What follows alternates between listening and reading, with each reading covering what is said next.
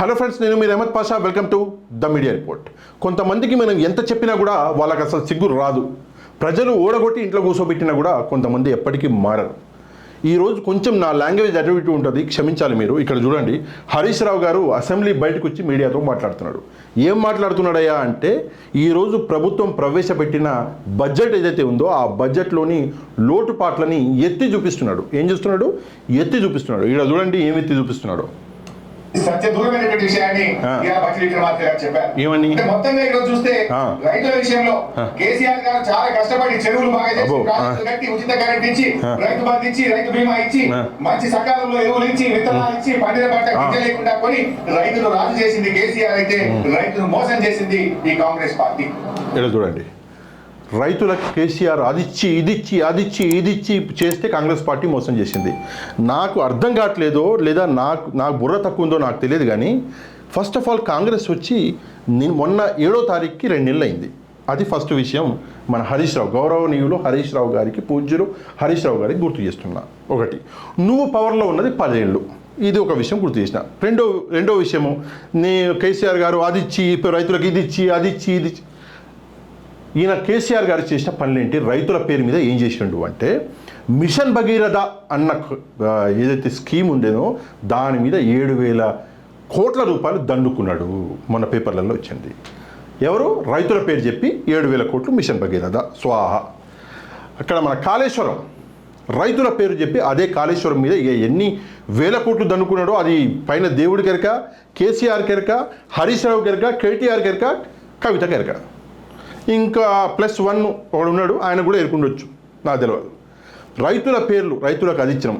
నేను సింపుల్గా ఒకటే మాట్లాడుతా. హరీష్ రావు గారు రైతులకి రుణమాఫీ అన్నారు. మీరు ఎంత ఇచ్చారు రుణమాఫీ? అదొకటి. రెండో విషయము, ఒకవేళ నువ్వు రైతులకు ఇంత చేస్తే ఆ రైతులు మొన్న ఎలక్షన్లో మీ నడ్డి మీద ఎందుకు తన్నిరు? ఎందుకు మిమ్మల్ని ఓడగొట్టి ఆడ ఇంట్లో కూర్చోబెట్టిరు ఆ రైతులు? ఈ 2 ప్రశ్నలకి మీరు దయచేసి సమాధానం చెప్పాలి. నెక్స్ట్ చూడండి, ఏది నోటికి వస్తే అది మాట్లాడడం. వీళ్ళు ఇచ్చిన హామీల ప్రకారంగా 82,000 కోట్లు కావాలి, కానీ బడ్జెట్ లో ఉన్నది 16,000 కోట్లు మాత్రమే.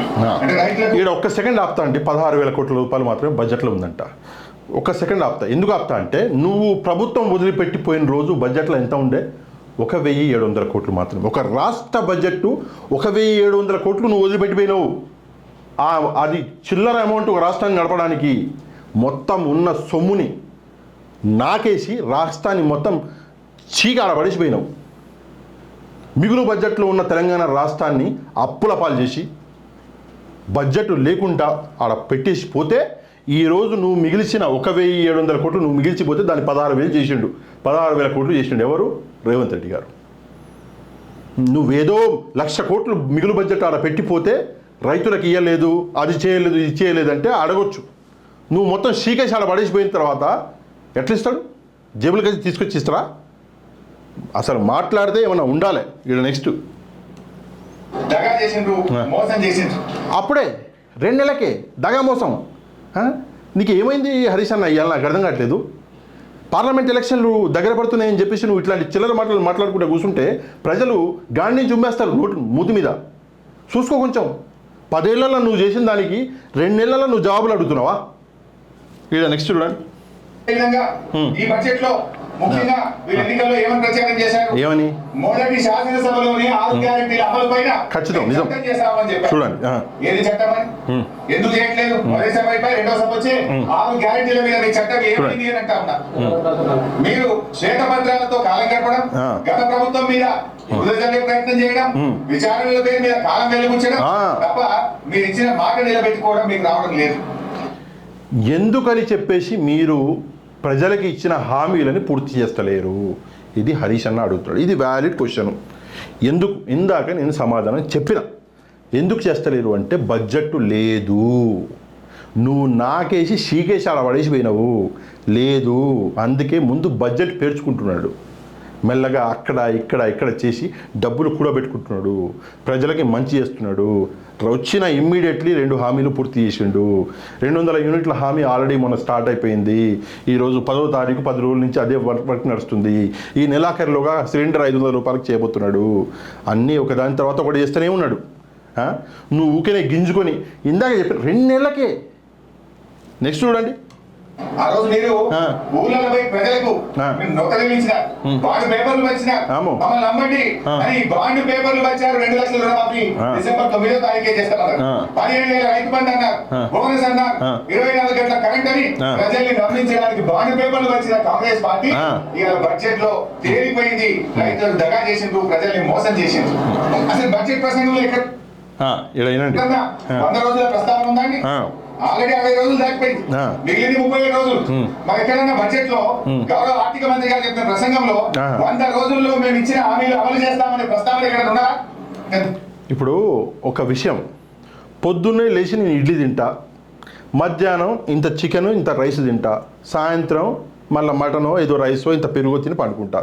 ఇది కూడా బడ్జెట్లో పెడదాం హరీష్ అన్న, ఏమంటావు? ముఖ్యమంత్రి ఎన్నిసార్లు స్నానం చేస్తాడు, ఎన్నిసార్లు టాయిలెట్ పోతాడు, అది కూడా బడ్జెట్లో పెడతాం. నీకేమన్నా ఉండాలి, నాకు అర్థం కావట్లేదు.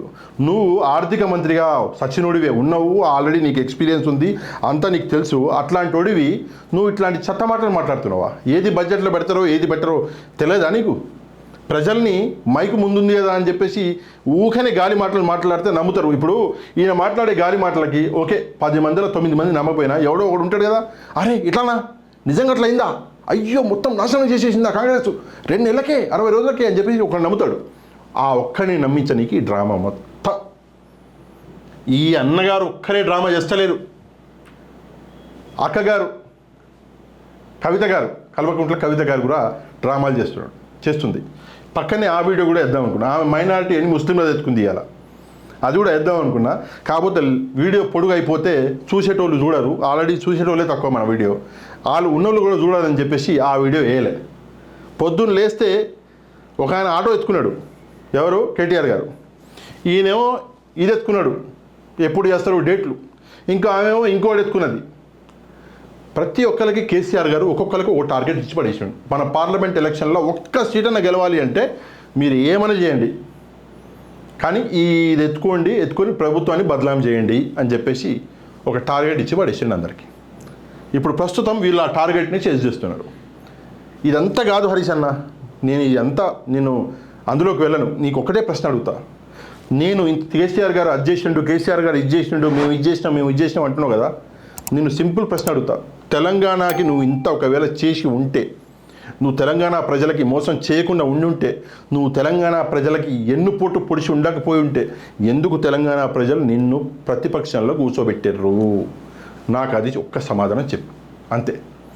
ఎందుకంటే ప్రజలు ఇచ్చిన తీర్పు అల్టిమేట్ తీర్పు, అంతే. దాని తర్వాత ఎవడు పనికిరాడు.